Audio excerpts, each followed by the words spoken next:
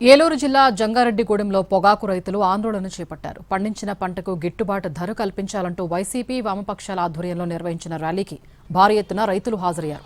Jangareddygudem police station సమీపంలో పొగాకు బ్యారెన్ తగులుబెట్టి ఆందోళన చేశారు రైతులు. మద్దతు ధర కల్పించాలంటూ డిమాండ్ చేశారు. ఆ తర్వాత వందలాది ట్రాక్టర్లతో ర్యాలీ నిర్వహించి తమ ఆందోళన కొనసాగించారు.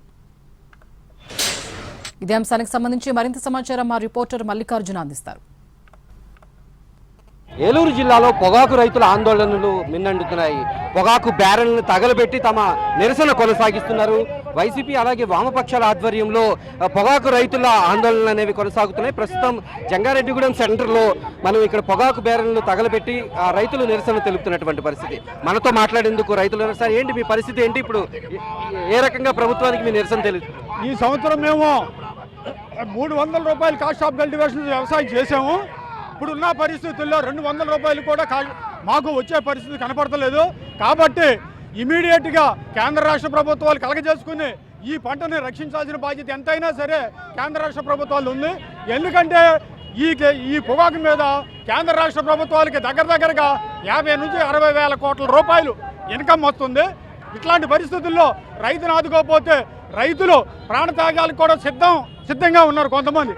ఎందుకంటే 3 లక్షల ఎకరానికి కాస్ట్ ఆఫ్ కల్టివేషన్ 1 కేజీకి 300 రూపాయలు పెడితే ఇవాళ 200 రూపాయలు కూడా వచ్చే పరిస్థితి లేదు. ఈ పరిస్థితుల్లో రైతుని ఎట్టి పరిస్థితుల్లో కేంద్ర రాష్ట్ర ప్రభుత్వాలు ఆదుకుని కొంత కేంద్ర ప్రభుత్వం రాష్ట్ర ప్రభుత్వం కొంత అమౌంట్ని మాకు కొంత పొగాకుని కొనట్లేదు, ఆ పొగాకు కొంత సబ్సిడీ కింద ఇచ్చి కొనిపించవలసిందిగా ఈ సభాముఖంగా కోరి ప్రార్థిస్తున్నాం.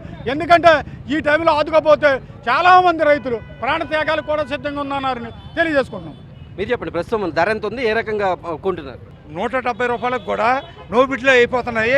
మంచి పొగాకు ఎకరానికి వచ్చి మాకు రెండు వేళ్లే కొంటున్నారు. అదే 265కి 400 లాస్ట్ ఇయర్ 456 రేటు ఉండేది.